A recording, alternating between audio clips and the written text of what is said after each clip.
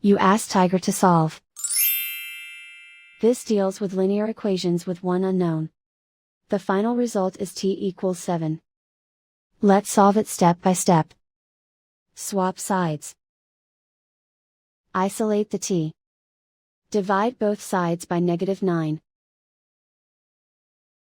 Cancel out the negatives. Simplify the fraction.